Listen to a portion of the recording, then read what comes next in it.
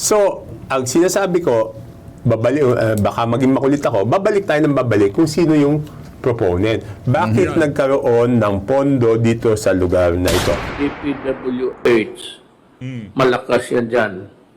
Projects, yung mga project engineers yan dyan lahat, road right of way. Grabe ang corruption dyan. Grabe, no? Ito, personal choice ho natin to nung nagdaang kampanya. Sa totoo lang, kinonsidera ho natin itong si Bitag, Sir Ben Tulfo na pangpuno sa ating Duterte nung nagdaang midterm election.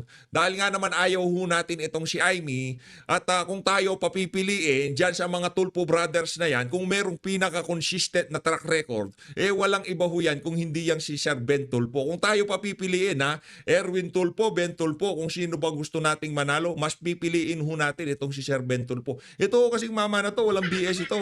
Ika nga, pagkakulay niyan, pula-pula. Pagka yan, itim-itim. Hindi ho siya kagaya ng ibang mga Tulfo, di ba? Nung panahon ni Tatay Digong, puro Digong yung mga yan. Yang si Erwin Tulfo, yang si Rapi Tulfo. Di ba? Puro sila Duterte. Ito naman si Sir Erwin Tulfo, ay itong si Sir Ben Tulfo, wala naman ho siyang estilo na kagaya ng kanyang mga kapatid. Na kahit na puro kapalpakan na ang ginagawa nitong si Marcos Jr., kung makadila sila sa tumbong nitong si BBM, ganun-ganun na lamang. Ang matindi ho dito, yung isang kapatid niya si Erwin Tulfo, sumama pa sa alyansa. Akala ko siguro niya makakatulong sa kanya yun. Nag-umpisa ang kampanya, di ba? Number 1 niyang Erwin Tulfo na yan. Bandang huli, lagapak ho siya. Napag-iwanan ho siya nitong si Senator Christopher Bongo. Pero bago yan, shoutout muna dito kay Bitag Official. Ano ho ito, exclusive interview ho niya dito kay Congressman Toby Chango. Mainit-init ho mga pinag-usapan nila dito. Gusto ko may bahagi sa inyo. Pero kung makakapunta ho kayo sa official YouTube channel nitong si Sir Ben Tulfo o yung Bitag Official na yan, pasyalan nyo ho. Panuorin nyo rin ho ng buo yung interview niya na yan dito kay Sir Toby Chango. At dito rin ho sa video na to, pag-uusapan ho natin itong si Noji Boy. Sinong naaaliw sa mga content ni Noji Boy sa social media? Anak ng toka, pambihira talaga. Itong si Noji Boy, kung di tayo nagkakamali, anak ho ito ni pangal to Tumang, yung mayor ng Mexico Pampanga, yang si Tumang. Panoorin ho natin, nakakaaliw ho yung kanyang mga content na yan kaugnay sa mga flood control. Papanoorin ho natin yung ilang mga content niya mamaya. Gagawin ho natin na reaction video. Pero bago yan, isang like at isang subscribe. Masaya na ho tayo dyan sa mga gusto sumali sa ating community.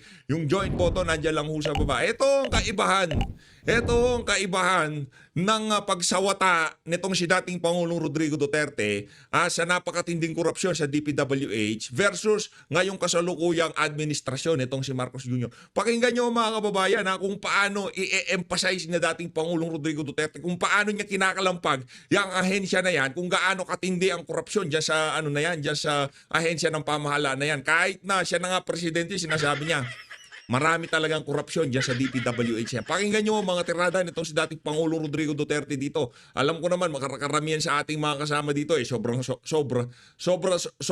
miss na ho itong si Tatay Dig. Ito mga kababayan, pakinggan ho natin to. DPWH, malakas yan dyan. Projects, yung mga project engineers yan dyan lahat, road right of way. Grabe ang corruption dyan. Grabe, no? Walang construction na uumpisa dito na walang transaction. Meron yan sa DPWH. Tayo hindi ho natin Hindi naman ho tayo kagaya ng mga Talyanista at Ensaymada. Ang magaling lang sa kanila si Marcos Jr. Walang korupsyon sa administrasyon na to, lalo na dyan sa mga taga-Malacanang. Tayo dito, maging yung ating sinusundan na presidente, itong si Tatay Digong, maging siya mismo, sinabi niya, merong korupsyon sa DPWH. Kaya, noong mga panahon na yun, talagang kitang-kita ho natin kung paano inayos ni Tatay Digong ang pag-handle ng pondo dyan sa DPWH. Kasi talagang napakatalamak ng korupsyon dyan. Sa tingin niyo ho ba, yung dalawang kumag dyan sa Bulacan 1st District Engineering Office, ngayon lang ho sila gumagawa ng kabalbalan? Hindi ho. Matagal na hong gumagawa ng kabalbalan yung dalawang unggoy na yun. Ngayon lang sila nahuli kasi masyado na ho silang naging garapal. Nung panahon ni Tatay Digong, kahit papaano, yung gripo ika nga hindi ganoon kalaki ang butas, yung tipong nahigpitan ba kahit papaano, meron pa rin tumatagas ng pakonti-konti. Kasi yung ano nun, yung mga infrastructure project, talagang nakikita at nararamdaman ng ating mga kababayan. At pagka sinabi, ang particular na proyekto, ganyan ang kalalabasan yan, ganun ho talaga ang nangyayari dyan. Ngayon hindi eh. Naka-declare sa COA, naka-declare sa dokumento ng DPWH, tapos ang proyekto. Pero pagka chinek, ni isang pako, ni isang simento, wala ho silang nilagay. Yaan ho ang naging mitya kung bakit napag-usapan ho itong itong issue ng flood control na to. Pero hindi lang naman ho ngayon yan. Hindi ho natin sinasabi, panahon ni Tatay Digong walang korupsyon. Merong korupsyon. Pero ang ano ho dito, anticipated ni Tatay Digong. Pagka linagyan nyo ng ganyang kalaking pondo yung DPWH yan, sigurado ako. Maraming makukurako dyan. Pagpasok ko nitong si Marcos Jr. 2023, anak ng Tokwa, hindi lang ho naging doble, triple, quadruple, 10,000 times ang ilinaki ng mga buwisit na flood control na yan. Paano ba naman ho hindi ganun hindi lang ho 2 times, 3 times, 5 times, 10 times yung ilinaki. Ginawa yung flood control nung 2018, panahon ni Tatay Digong, diyan sa ang tawag dito, diyan sa Arayat. Yan dyan sa Arayat, Pampanga. Nakalimutan ko yung yung ginawa nilang flood control diyan, di ba? Yung sa Arayat, Pampanga, magkano? Yung project price niya noong unang ginawa siya, binil siya. 20 million. Ginawa ho ng kontraktor. Meron hong warranty na 1 year yun. After 1 year, nasira. Merong warranty pero naglabas ho ang administrasyon ni Marcos Jr. ng 91 million para sa repair. Under warranty pero nagbayad ho tayo ng 91 million. Kanino napunta yung 91 million kung under warranty pala sa kontraktor? Di ba yun ho yung mga dapat pag-usapan dyan sa Senado? Ito na ho, kay Noji Boy na tayo. Noji Boy, ito malupit ho ito, malupit. Game! Pahiram mo ang lisensya mo. Bakit kung? Basta gagawa tayong project. Oh.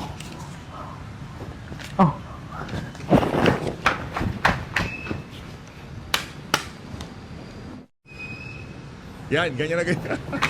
Pambira ho. Next. Ano?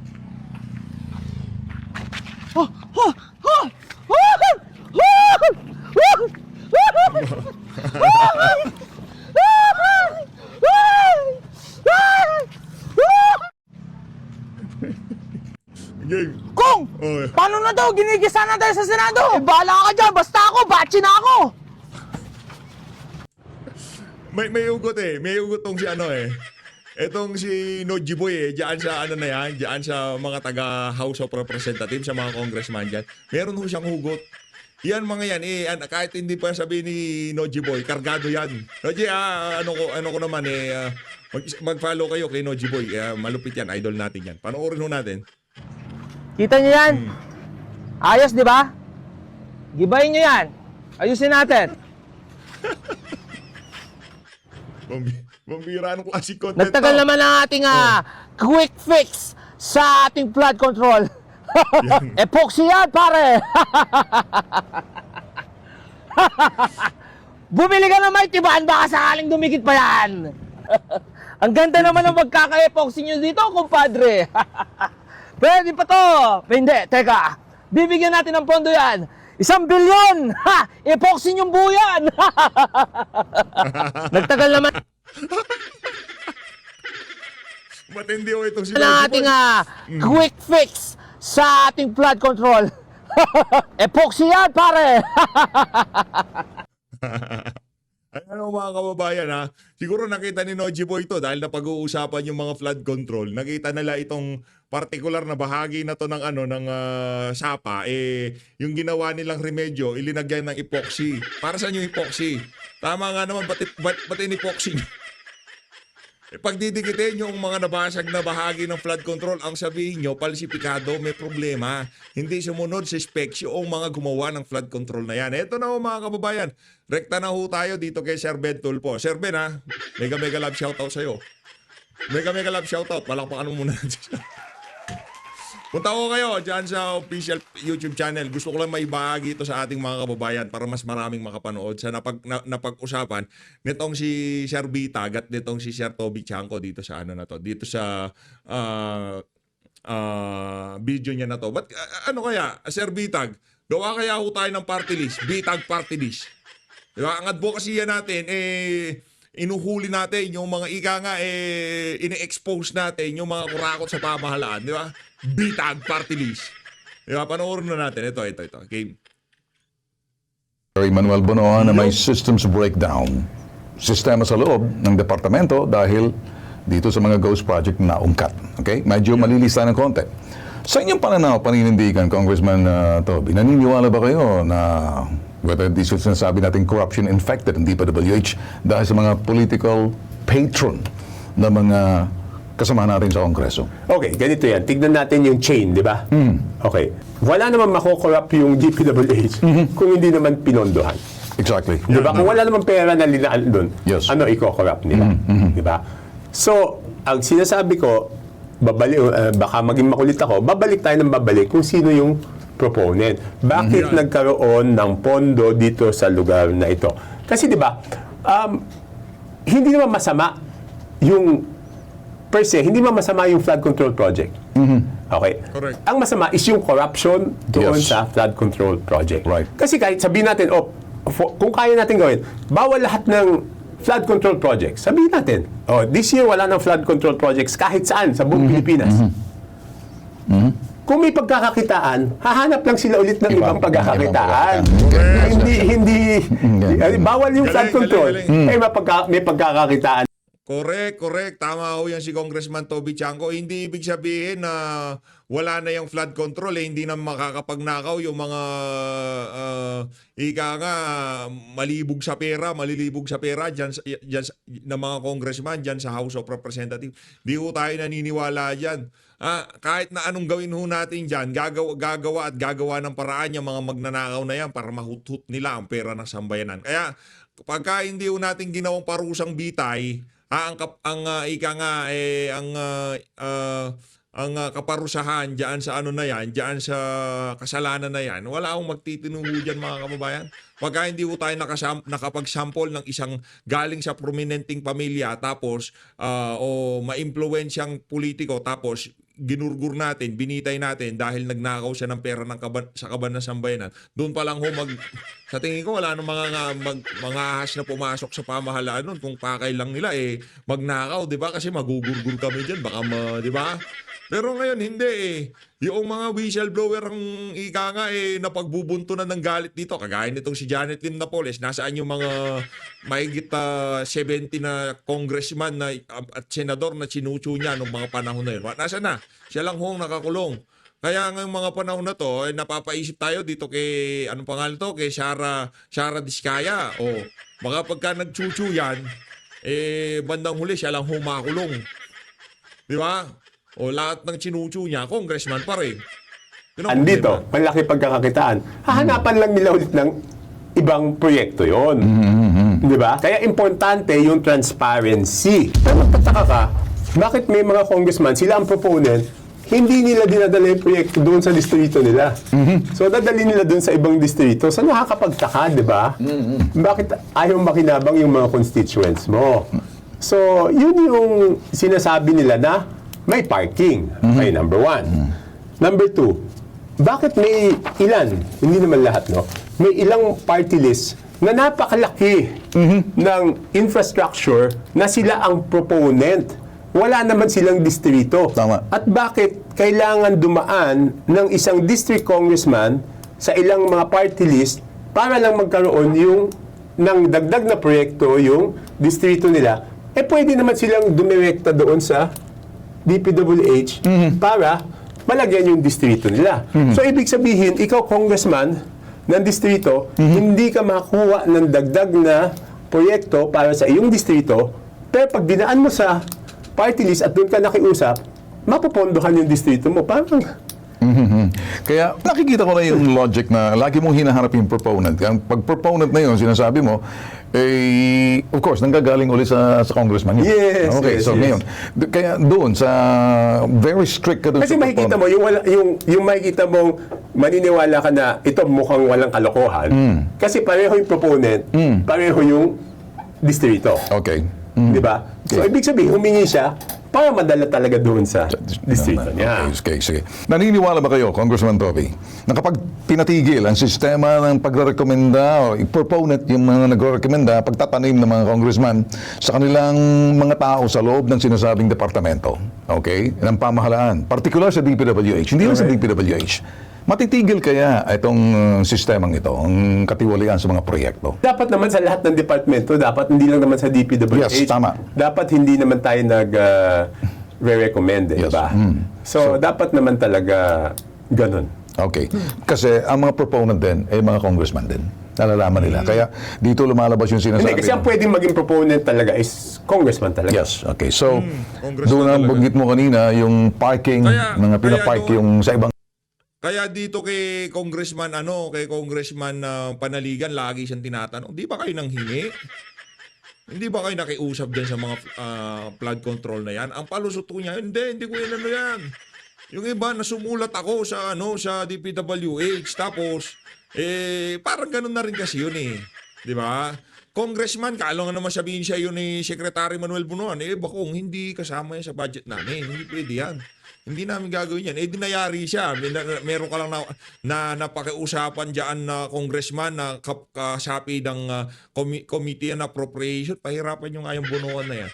Nakikiusap ako, ayaw bigyan ng flood control project yung distrito ko. Diba? Ganun lang naman ho yun eh. Para magkaalaman na, ganito lang ako kasimple. Ilabas na ng small committee kung ano yung napag-usapan nila. Doon sa particular na yun, na mga pagpupulong sa pagitan ni Zaldico, nitong si Stella Kimbo, diba? Sino pa? Manix Dilipe, yung mga kasapi, yan yung mga di umanong kasapi ng small committee na pangalan na nakakaladkad dyan sa small committee na yan. Yung committee secretary ng appropriation ng 19th Congress, lumabas kayong lahat. Magkaalaman na. Saan nyo pinagkukuhay, saan nyo pinag-i-slice. Kasi marami hong magagalit dyan. Hindi, ho kasi yan eh. Ika nga Pandora's box yan sa totoo lang. Halimbawa, nagkabistuhan dito, ito pa lang sa AFP, Armed Forces, ang dapat palang nakalaan na pondo dyan, 50 billion. Halimbawa lang hindi pa natin nakita yung small committee na yan. Nagkalitaw-litaw from 50 billion, ginawang 40 billion. Mga yun, armed forces yun. Siyempre, merong hinanaing yun. Merong hugot yun. Hindi naman namin nanakaon yan. Hindi naman namin kakainin yan. Yan ay gagamitin para mapaganda ang ating armed forces, di ba? Para yan sa mga mandirigma natin. Tapos, i-slice nyo. Yun ho ang iniiwasan nilang mangyari dito. Ika nga yung mga vital institution, agencies, government agencies na pinagtatapyasan nila ng budget. Pag lumabas yung small committee report na yan, magkakayarian ho talaga mga kababayan. Sa totoo lang. At hindi ho nila pwede basta-basta i-edit yan. Kasi makikita yan. At yung kasi sa GAA, yun na yun eh. Yun na yun. Di ba? Ika nga, nagkasangkot-sangkot na yan. Nagkakadagdag bawas na. Kung ano na yung dumating sa Malacanang, ika nga, yung tawagin nila enroll bill. Di ba? Yun na yun eh. Wala nang maraming cheche-bureche. Pero gusto nating makita paano umabot doon sa enroll bill na yun. Sinong nagdagdag bawas? Bakit naging ganito na lang? Halimbawa, yung sa Department of Education, dapat yun ang merong pinakamalaking pondo. Bakit? Sino? Sino ang nagtapyas niyan? Sino ang napakatalinong taong gumawa niyan? O pagdating doon sa PhilHealth, sino ang napakatalinong tao na nagtanggal ng budget ng PhilHealth, di ba? Dapat meron yang pondo na yan, nasa batas yan. Hindi na kailangan ng lobbying diyan, nga automatic yan. Pagka gumawa ng batas, ang gumawa ng budget, hindi pwedeng mawala yung diyan, yung PhilHealth. Ngayon, sa tingin ko, hindi na nila pakikialaman yan kasi marami kong nakuryente diyan sa ginawa nila na yan. Pero tignan nyo, nakalusot lang sila. Walang nangyari. Sino nakaisip nung tatanggalan ng budget yung PhilHealth? Malamang taga-approve din yan. Anong nangyari dyan sa nakaisip na yan? Parang wala ho. ang distrito na dapat sa distrito nila, kaya lang sa iba pinapark. Of course, may ibang motivation doon. Alis silang nakakaalam. Proponent sila dapat sa kanilang distrito, pero napupunta sa iba. Hindi, yung party list naman, wala naman siyang distrito. Yes, walang distrito. Kaya lang, para siyang Senate, para siyang senador. Okay, ibahin natin yung senador. Okay. Yung senador kasi, madami hihingin tulong sa kanya. For example, ito, maging practical tayo. Lahat ng mayor na hindi mapondohan ng congressman yung project, Okay. pupunta sila sa senador. Ayun. Kasi pag lumabas yung HGAB, alam na ng congressman, alam ng mayor kung ano yung mga napondohan. Okay. Mhm. Okay? So anong gagawin ng mayor at anong gagawin ng congressman dun sa hindi po napondohan? Tatakbo ngayon sila doon sa Okay. senador. Tapos doon sila maghihingi, ay, senador, hindi po napondohan. Baka Okay. naman pwede niyong lagyan to ng pondo. Okay. So, doon tatakbo yung mga hindi napondohan sa House. Okay.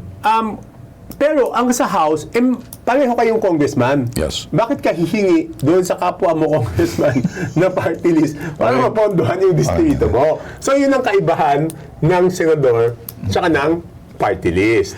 Okay. Alam mo kung Toby, natututo yung tao sa mga sinasabi mo rito. Isang bagay, kapag medyo pinakinggan mo na igay yung lohika na sinasabi mo, punong-puno, hit-tick ng impormasyon na dapat malaman ng taong bayan. Ito naman, sinasabi ng media, hindi naman gagaling sa amin. Behind kami, public affairs kami, no?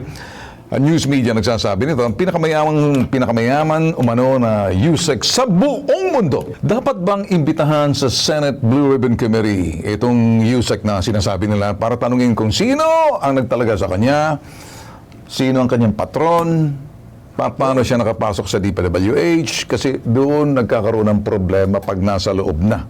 And then, masasagutin muna kita ka may kasunod na tanong yan. Okay, dapat imbitahan yung hindi lang yung DPWH contractor. Yun madali mong alam kung sino, di ba? Yes. Kaya magiging makulit na naman ako, paano mo imbitahan yung proponent kung hindi lalabas yung report ng small committee? Yes, yes. So, lahat yan dapat. Ano ho talaga, walang walang free lunch itong si Zaldico at itong si Stella Kimbo dito. Wala ho silang free lunch dito, yung tipong okay na, tapos na, yarin lamang 20th Congress na tayo, huwag nyo na ipaliwanag yung 19th. Kung ano yung mga kababuyang ginawa nyo dito sa most corrupt budget in the Philippine history. Kahit hindi nyo na ipaliwanag, ano na kayo, meron na kayong free lunch, okay lang, palalampas. Hindi, walang ganun. Walang ganun dito kay Congressman Toby Chanco. Congressman Toby, tanong ko lang, galit ka ba kay Mayor Benjamin Magalong? Kasi iba mong kasama dyan, nagagalit si kay Mayor Benjamin Magalong. Pero tingin ko naman dito kay Contobi, di naman siya galit kay Mayor Benjamin Magalong. Masaya pa nga ata siya sa ginagawa ni Mayor Benji. Kaya nagtatanong ako dun sa mga galit kay Mayor Benjamin Magalong, sa magkanong halaga? At proponent, DPWH, tsaka contractor. Kutal, may pag-iimbestiga ho ng bitag. Marami daw sa loob ng DPWH demoralized or dismayado at diskontentado sa mga kanilang kinalalagyan. Ang dahilan ay pagtatanim daw ng ilang mga congressman sa kanilang mga tao sa loob ng DPWH. Ayon dito sa insider ng bitag, ito yung mga key position na nire-recommenda at tinatanim ng mga kasamahang congressman na patron tulad ng district engineer, assistant district engineer, department heads, section heads, project engineers at iba pa. Ano sa palagay mo pagdating dito sa parting to? Ikaw ba'y... Hindi, kaya sila nadismaya. Kasi, ang lalabas na may kasalanan sila. Di ba? Yes. Kung yung congressman, kung hindi natin mahanap kung sino yung proponent, mukhang walang kasalanan yung congressman. Kasi ang nagpabid is si DPWH. Okay. So, ang pagbibintangan mo is si DPWH tsaka si contractor. Contractor. Sana ho, no, sa bayan ng Pilipino, gumalaw na ho tayo, magising na ho tayo, sa kababuyang nangyayari dito sa gobyerno na to. Magsalita na ho tayo. Ilabas na ho natin ang ating saloobin. Dahil harap-harapan na ho tayong binababoy nitong mga individual na kilalang malapit dito sa administrasyon na to. Magsalita na ho tayo. Hindi ako nangihigayat dito na kung ano pa man. Sinasabi natin, iparamdam ho natin sa gobyerno ang galit natin sa ginagawa nila sa ating pera, sa ating mga pera. Kayo ho, wag niyo sabihin wala kayong trabaho. Tayong lahat merong partisipasyon sa mga flood control projects na yan. Tandaan niyo ho yan mga kababayan. Tayo hong lahat, basta nakatira kayo sa Pilipinas, meron at meron kayong ambag dyan. Hindi natin pinag-uusapan dito 10 piso, 2 piso, 10 sentimo yung ambag mo dyan sa flood control na yun. Lahat ho tayo may partisipasyon dyan. Yung mga manggagawa, yung mga housewives, yung mga unemployed, lahat ho kayo meron dyan. Kahit yung mga sa ayaw sa gusto nyo, gagamit kayo ng serbisyo. Bibili kayo ng produkto. Sa pagbili, sa paggamit nyo, meron nung tax yan. At yung tax na yun, yun yung iniipon nila para nakawin itong mga congressman na to. Hindi kasama yan si Congressman Toby, mayaman na yan eh. Diba? Yung mga kasama niya dyan sa House of Representatives, yun, mga magnanakaw talaga. Nagdudumilat ang pagiging magnanakaw ng mga yan. Hindi natin pinapangalanan kasi hindi na kailangan na ebidensya. Ika nga, ang ini-aim ho natin dito, ma-educate ang ating mga kababayan. Ang ini-aim natin dito, ika nga, mabuksan ang kaisipan ng ating mga kababayan na kahit na pangalanan pa natin yung mga politiko na yun, wala nang mangyayari. Si Napoles ba, di niya pinangalanan. Pero hindi pa rin nagalit ang mga Pilipino dun sa DAP, PIDAP, pork barrel scam. Walang ano doon, walang galit. Oo, ginawa lang katatawanan ng mga Pilipino. Habang ganyan ho ang ating mentalidad, ibig sabihin, yan na ho talaga new normal. Ika nga nitong si Marcos Jr. Luloko-lokohin lang ho tayo ng administrasyon na to sa totoo lang. Well, iba talaga siyempre yung Ghost Project. Yes. Yung Ghost Project talagang yan, hindi pa pwedeng mangyari yan kung hindi kasabwat yung magmula doon sa inspektor ng DPWH. Kasi may accomplishment report yan eh. So, ang daming pinagdaanan yan. Ibig sabihin, yung lahat ng pinagdaanan Yes, na yung yun, process. dapat imbestigahan. Okay. See. Di ba iba yung overprice, iba yung Ghost Project. Okay. Kung walang proyekto, ano yung inattach niyong mga photo doon sa accomplishment? So falsification yan ng dokumento. Ngayon, doon sa mga overprice, titingnan natin kung sino yung nag-estimate, gumawa ng program of works, makikita natin doon. Okay.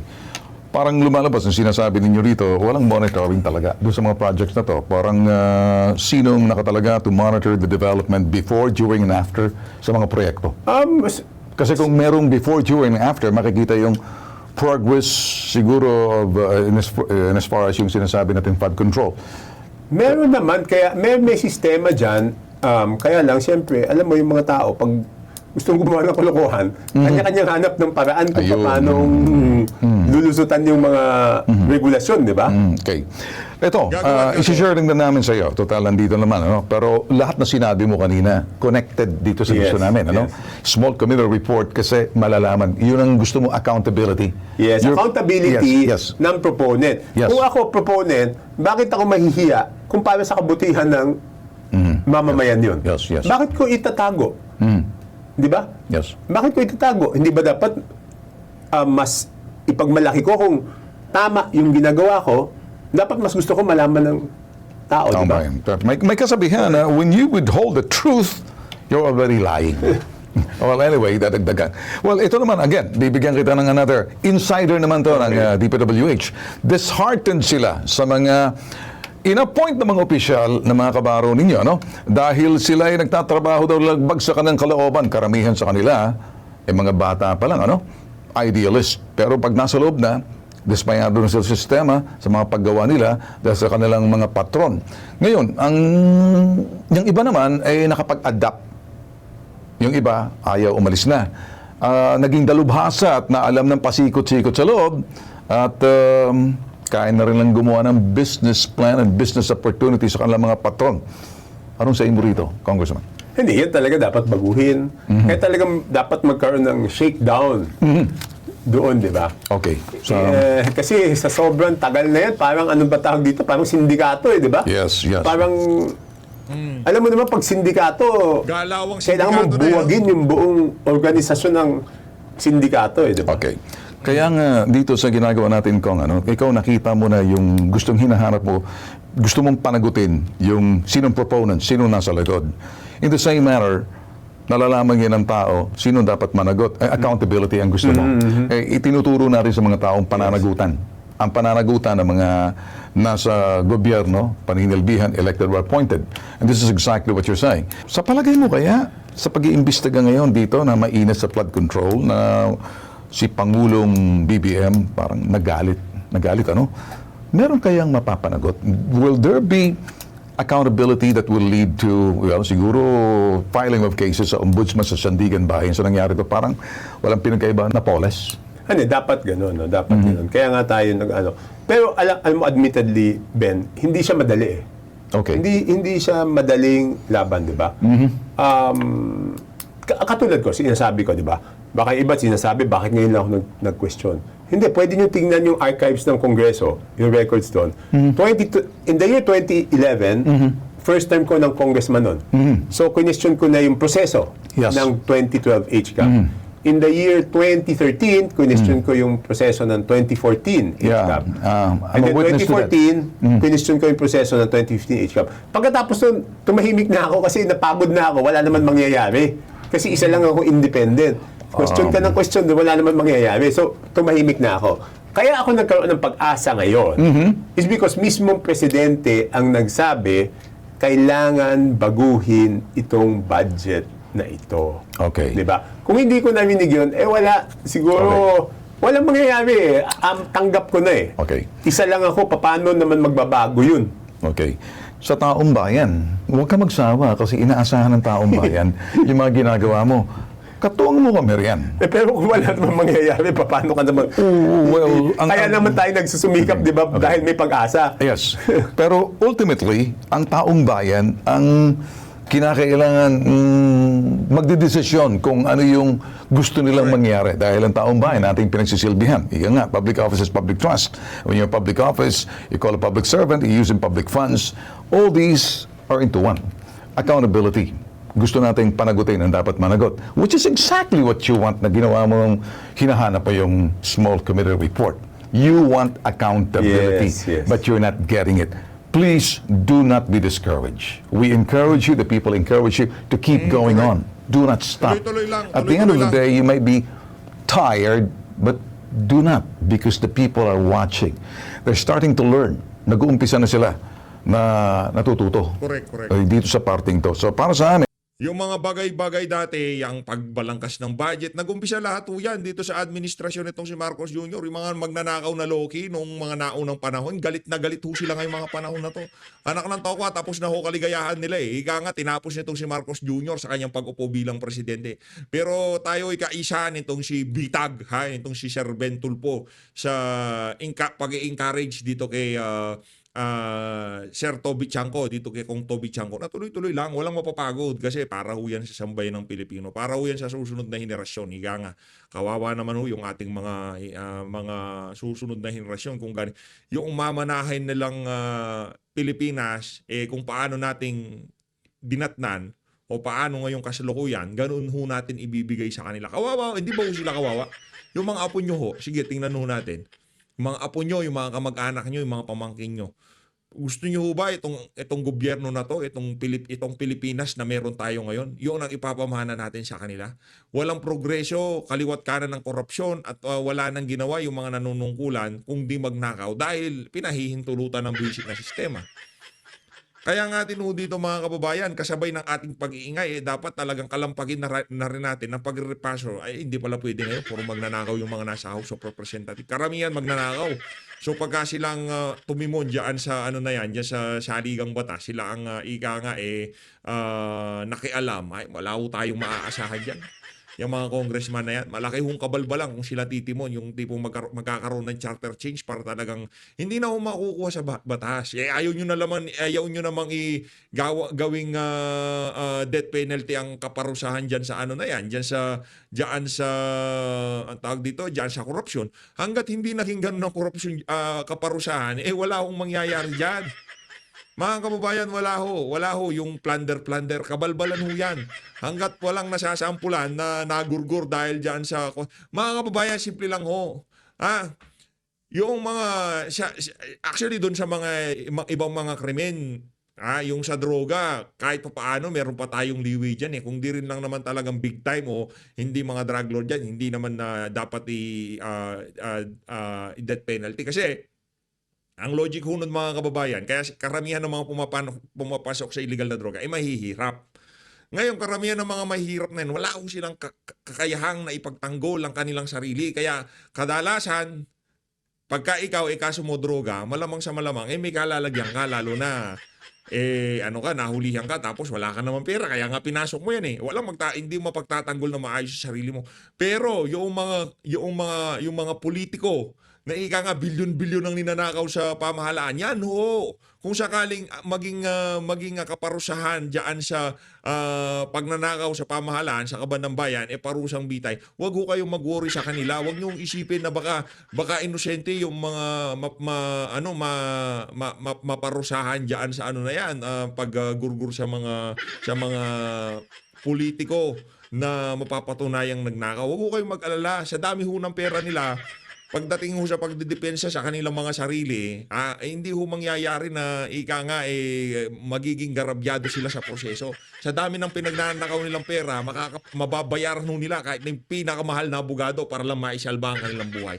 At kung mangyari man yan, na isampa dyan sa Korte Suprema at nagurgurya ang kung sino man ang nasasakdal na yan, talagang magkakasampul tayo ng isa, malamang sa malamang, aayos ang proseso ng ating bansa. At kahit pa paano, magkakaroon ng maghahati dito ng chilling effect sa mga government official na hindi sila basta-basta magnanakaw dahil meron silang kalalagyan. Hindi sila sasantuin ng ating batas. As always, maraming salamat sa pagsuporta sa PH Update.